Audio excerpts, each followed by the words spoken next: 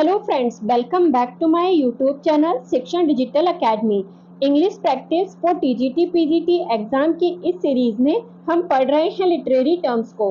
आज की जो हमारी पहली लिटरेरी टर्म है वो है बॉम्बास्ट। बॉम्बास्ट क्या होता है, तो इसे जानने के लिए सबसे पहले हम बात करेंगे इसकी डेफिनेशन की। तो in literature the term bombast refers to a style of writing characterized by grandiose, exaggerate and inflated language और speech। मतलब इन लिटरेचर यानी कि लिटरेचर में जो टर्म बॉम्बास्ट है वो ऐसे स्टाइल ऑफ राइटिंग यानी कि लिखने के एक ऐसे स्टाइल के लिए यूज किया जाता है जिसमें बहुत ही अनावश्यक रूप से और जिसको बड़ा चढ़ाकर जिसमें बात की जाती है, या फिर मतलब उसको बहुत ही एग्जरेट करके यानी कि बहुत ही बड़ा चढ़ाकर किसी बात को कहा जाता है। इसके अलावा इन्फ्लेटेड की बात करें तो बियॉन्ड द ट्रूथ यानी कि जो सच्चाई नहीं है, सच्चाई से परे जाकर उसमें बातें दिखाई या फिर लिखी जाती हैं। तो ऐसी जो राइटिंग स्टाइल होती है उसको बॉम्बास्ट कहते हैं। बॉम्बास्ट ऑफन एम्प्लॉयज एक्सेसिव एडजेक्टिव यानी कि जो बॉम्बास्ट है उसमें बहुत ही ज्यादा मात्रा में जो एडजेक्टिव्स होते हैं यानी कि विशेषण होते हैं। इसके अलावा हाइपरबोलिक स्टेटमेंट्स होते हैं। इसके अलावा एलोबरेट मेटाफर्स होते हैं यानी कि उसमें बहुत ही ज्यादा मात्रा में एडजेक्टिव, हाइपरबोलिक स्टेटमेंट्स और एलोबरेट मेटाफर्स को यूज किया जाता है एक ऐसा एटमॉस्फेयर क्रिएट करने के लिए जो बहुत ही ज्यादा भव्य लगता है या फिर बहुत ही ज्यादा इंपॉर्टेंट हमें दिखाई देता है। यानी कि बात से हमें ऐसे लगता है कि जैसे पता नहीं कितनी ज्यादा इंपॉर्टेंट टॉपिक पर बात हो रही है, लेकिन जो अगर हम रियल में उसका मतलब उसको देखें तो वो उतना ज्यादा भव्य दिखाई नहीं देता जितना कि उसको राइटिंग के जरिए भव्य दिखाने की कोशिश की जाती है कि भव्यता का जो वातावरण है वो क्रिएट किया जाता है। एग्जाम्पल की बात करें तो an example of a bombast can be found in William Shakespeare's play Macbeth. William Shakespeare का जो प्ले है मैकबेथ उसमें भी हमें बॉम्बास्ट का एग्जाम्पल दिखाई देता है। When Macbeth contemplates assassinating king Duncan यानी कि जब जो मैकबेथ है वो जो किंग डंकन होते हैं उनको मारने के बारे में यानी कि उनका कत्ल करने के बारे में जब सोच विचार कर रहा होता है, मतलब उनको मारकर जो वो उनका जो राजगद्दी है उसको हथियाना चाहता है, तब उस पर जो विचार कर रहा होता है तो ही रेस्टलेस विद हिज कॉन्शियस यानी कि वो अपनी अंतरात्मा की आवाज सुनता है और उससे बातचीत करता है और उसके बाद मतलब अंतरात्मा की आवाज सुनकर वो क्या करता है, एक सोलिलोक्वी यहाँ पर देता है। सोलिलोक्वी का मतलब होता है कि वो अपने आप से ही बात करता है कि अपने मन में विचार करते हुए जब वो अपने आप से ही बात करता है तो वहां पर जो उसकी सोलिलोक्वी है वो पूरी तरह से बॉम्बास्टिक लैंग्वेज से भरी हुई है। आगे हम उसके द्वारा बोली गई जो सोलिलोक्वी है उसको देखते हैं कि किस तरह की लैंग्वेज उसमें इस्तेमाल की गई है। If it were done when this done, then it were done quickly.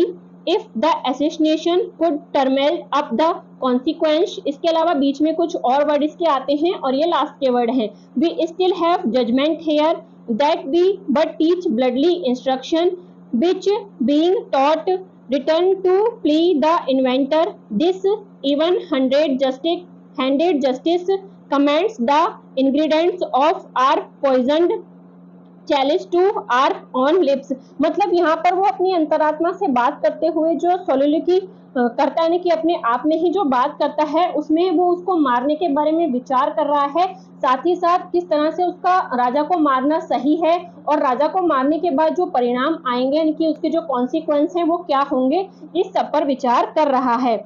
आगे देखते हैं तो in this soliloquy Macbeth use bombastic language to emphasise the weight and significance of his decision यानी कि उसने जो फैसला लिया है राजा को मारने का उसमें कितना वेट है यानी कि कितना वो सही है और उसके क्या परिणाम होंगे इसके बारे में बात कर रहा है, जिसमें बहुत ही ज्यादा बॉम्बास्टिक लैंग्वेज का इस्तेमाल किया गया है। इसके अलावा एक और एग्जाम्पल बॉम्बास्ट का हम देखेंगे तो दूसरा एक राइटर है विलियम ब्लैक, उनकी एक फेमस पोयम है the tiger.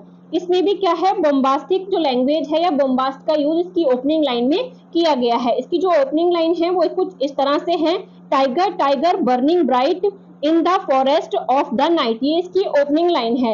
While the poem as a whole is a masterpiece of romantic poetry यानी कि ये जो पूरी पोयम है वो रोमांटिक पोइट्री के ऊपर लिखी गई यानी कि रोमांटिक पोइट्री का एक मास्टरपीस हम इसे कह सकते हैं। This opening line is a example of bombast, लेकिन जो ये ओपनिंग लाइन है वो क्या है, काफी बॉम्बास्टिक तरीके को दिखलाती है। As it conjure an image of majestic creature, क्योंकि इसको पढ़ने से हमें, जब हम इस लाइन को पढ़ते हैं तो हमारे माइंड में जो एक इमेज क्रिएट होती है वो किसी मैजेस्टिक क्रिएचर की क्रिएट होती है। लेकिन जबकि ये जो पोइट्री है वो रोमांस के बारे में है। Manner that might comes across as overly exaggerate, यानी कि यहाँ पर जो ये लाइन है इसको बहुत ही बड़ा चढ़ाकर बोला गया है। इसके बाद हम बात करेंगे दूसरे लिटरेरी टर्म की, जो कि है बिल्डिंग रोमांस। बिल्डिंग रोमांस क्या होता है, तो इसको देखते हैं। ये क्या है, एक जर्मन वर्ड है जिसका अर्थ होता है नॉवल ऑफ डेवलपमेंट, यानी कि विकास का नॉवल हम कह सकते हैं। विकास मतलब जिसमें किसी चीज का शुरुआत से लेके आखिरी तक की कोई चीज दिखाई जाती है। और अच्छे से समझने के लिए इसकी डेफिनेशन को देखते हैं। तो it is a special kind of novel that focuses on the psychological and moral growth of its main character from his और हर यूथ टू अडल्टहुड, यानी कि एक इस तरह का नॉवल होता है जिसमें मतलब सारा फोकस किस चीज पर किया जाता है, जो मेन कैरेक्टर होता है, या फिर मतलब इसमें कोई मेन कैरेक्टर है वो मतलब मेल भी हो सकता है और फीमेल भी हो सकता है। तो उसमें क्या है, जो मेल कैरेक्टर होता है उसका जो पूरा डेवलपमेंट होता है, चाहे वो साइकोलॉजिकल हो चाहे वो मोरल हो, यानी कि शुरुआत यानी कि बचपन से लेके यानी कि यूथ से लेके उसका जो पूरा अडल्टहुड है उसको दिखाया जाता है। ड्यूरिंग द जर्नी इसकी जो मेन कैरेक्टर होता है उसकी जो पूरी जर्नी होती है बचपन से लेके मतलब उसके अडल्टहुड तक, उसमें जो प्रोटागोनिस्ट यानी कि जो वो हीरो होता है वो मैच्योरिटी गेन करता है धीरे धीरे, यानी कि धीरे धीरे उसके अंदर समझ बढ़ती है समाज को लेके, और विद डिफिकल्टीज यानी कि इसके यानी कि वो समझ बढ़ने तक शुरुआत से लेके और जब तक वो बड़ा हुआ है उसकी जो समझ विकसित हुई है उसमें क्या क्या डिफिकल्टीज आई हैं वो सब कुछ इसमें दिखाया जाता है। Such type of novel is also known as a coming of age novel, यानी कि इस टाइप के जो नॉवल होते हैं उनके अलग भी नाम हमें देखने को मिलते हैं, जैसे कि a coming of age novel भी इसे कहा जाता है। इसके अलावा डेवलपमेंट्री नॉवल भी इसे कहा जाता है और नॉवल ऑफ एजुकेशन भी इसे ही कहा जाता है। इसके अलावा एक और वर्ड इसके लिए इस्तेमाल होता है जो कि है क्लस्टर रोमन। तो ये सब इसी के लिए इस्तेमाल किए जाते हैं। अगर एग्जाम्पल की बात करें तो जो चार्ल्स डिकेंस का नॉवल है डेविड कॉपरफील्ड वो इसी तरह का एग्जाम्पल है, यानी कि जो डेविड कॉपरफील्ड है उसमें जो डेविड कॉपरफील्ड है उसकी मतलब यूथ से लेके जो उसका पूरा अडल्टहुड है वो पूरा जीवन उसमें दिखाया गया है, किस तरह से वो परेशानियों से जूझते हुए अडल्टहुड तक पहुंचता है या मतलब उसमें मैच्योरिटी आती है उसको दिखाया गया है। तो जो क्लस्टरिंग रोमन है उसमें यही है कि जो मेन कैरेक्टर होता है उसके यूथ से लेकर अडल्टहुड तक का पूरा जीवन दिखाया जाता है। इसके बाद हम बात करते हैं अपने अगले लिटरेरी टर्म की, जो कि है बैथोस। बैथोस क्या होता है, तो इसको देखने के लिए सबसे पहले हम बात करेंगे इसकी डेफिनेशन की। Bathos is associate with the anti climax. जो बैथोस है वो क्या है, एंटी क्लाइमैक्स के साथ मतलब एसोसिएट किया जाता है। एंटी क्लाइमैक्स क्या होता है कि मतलब जिस तरह की एंडिंग हमें किसी प्ले से या किसी जो नॉवल होता है उससे रखते हैं, जिससे मतलब जिस तरह की उम्मीद हम करते हैं उसकी एंडिंग से, उस तरह की एंडिंग नहीं होती और जस्ट उसके अपोजिट कुछ हो जाता है तो उसे एंटी क्लाइमैक्स कहते हैं। तो जो बैथोस है वो भी कुछ इसी तरह से होता है। When you expect something but totally opposite things happen, यानी कि जब आप उम्मीद कुछ और कर रहे होते हैं और हो कुछ और जाता है। In literature it is a sudden change, यानी कि लिटरेचर की बात करें तो ये एक अचानक से आया हुआ परिवर्तन है।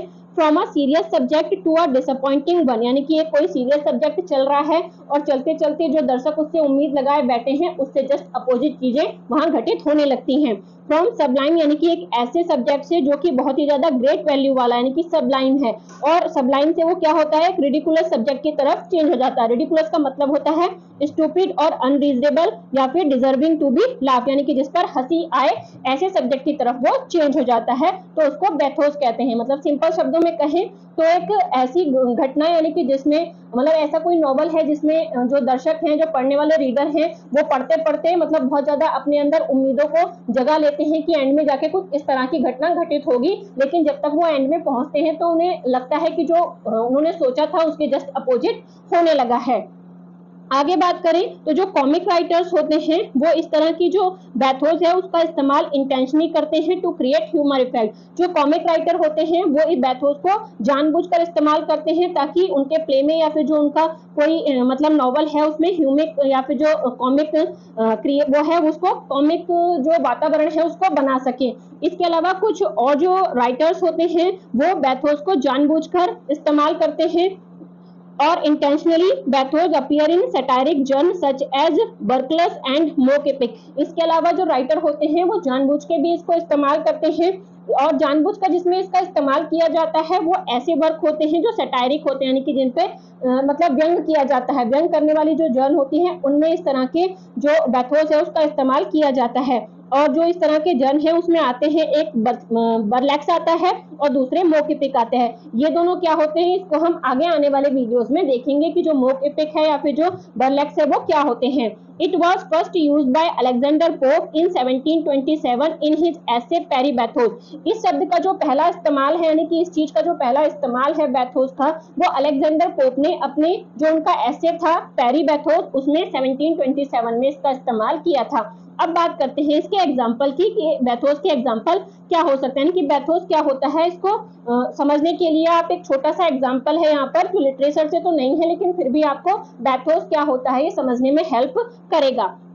जैसे कि एग्जाम्पल है थॉमस, यानी कि कोई व्यक्ति है, Thomas spent his life final hour, यानी कि वो उसकी मृत्यु नजदीक है और वो अपनी जिंदगी का जो आखिरी समय है वो मतलब ऐसा कुछ कार्य करने में व्यतीत कर रहा है जो कि उसे बहुत ज्यादा अच्छा लगता है। और आगे इसमें जो दिया गया है वो क्या है, आर्ग्यूइंग विद हिज वाइफ, यानी कि अपनी वाइफ से क्या कर रहा है, बहस कर रहा है। मतलब शुरुआत में जब हम इस सेंटेंस को पढ़ते हैं तो हमें लगता है कि पता नहीं कौन सा ऐसा काम होगा जो वो अपने जीवन के आखिरी समय में कर रहा होगा, क्योंकि कोई भी व्यक्ति है तो वो अपने जीवन के आखिरी समय में कुछ ऐसा काम करेगा जो बहुत ही ज्यादा इंपॉर्टेंट हो।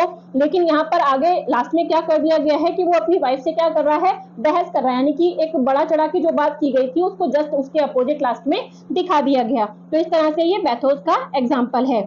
आगे हम बात करते हैं एक और लिटरेरी टर्म्स की जो कि है ब्लैक कॉमेडी।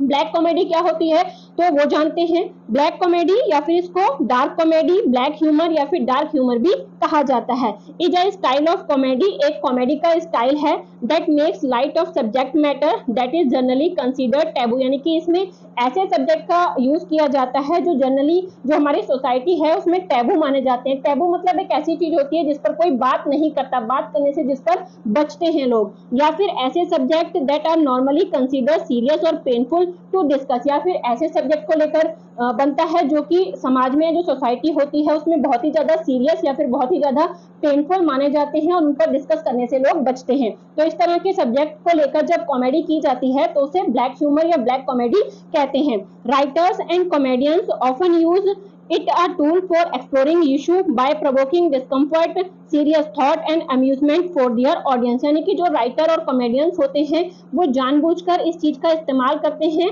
ताकि वो हंसी मजाक में यानी कि कॉमेडी करके जो एक सीरियस मैटर है उस पे लोगों को डिस्कम्फर्ट कर सकें, या फिर उनके जो सीरियस विचार है उनको जो पब्लिक है उसके सामने रख सकें, और साथ ही साथ इससे वो पब्लिक का मतलब मनोरंजन भी करते हैं। The term black comedy was coined by a French writer André Robert Breton in 1931, मतलब इस टर्म का जो फर्स्ट इस्तेमाल था वो French writer André Robert Burton ने 1931 में किया था। अब बात करते हैं इसके सब्जेक्ट की, किस तरह के सब्जेक्ट पर ब्लैक कॉमेडी की जाती है। तो बात करें सब्जेक्ट ऑफ ब्लैक कॉमेडी तो डेथ हो सकती है, यानी कि किसी की मृत्यु पर। आप जानते हैं कि ये जितने भी यहाँ पर ये सब्जेक्ट में बता रही हूँ ये ऐसे सब्जेक्ट हैं जिन पर हंसी मजाक नहीं की जा सकती, जैसे कि डेथ है, क्राइम है, मर्डर है, कोई सुसाइड है, डोमेस्टिक वायलेंस है, रेसिज्म है यानी कि जिसमें जाति पाति की भावना आती है वो, इसके अलावा टेररिज्म है। यानी कि ये ऐसे सब्जेक्ट हैं जिन पर कॉमेडी नहीं की जा सकती, लेकिन फिर भी जनता के बीच इनको पॉपुलर करने के लिए, जनता ज्यादा से ज्यादा इन पर बातचीत करे, अपने विचार रखे, तो इस चीज को दिखाने के लिए इनका इस्तेमाल ब्लैक कॉमेडी के अंतर्गत किया जाता है। अब बात करें एग्जाम्पल की तो dark humour can be found through out the dark comedies of William Shakespeare. जो विलियम शेक्सपियर हैं उन्होंने कई सारी ऐसी कॉमेडीज लिखी हैं जिनको हम ब्लैक कॉमेडीज के नाम से जानते हैं। उसमें कुछ फेमस हैं जैसे द मर्चेंट ऑफ वेनिस है, मेजर फॉर मेजर है, और all is well that ends well है, और इसके अलावा विंटर्स टेल है।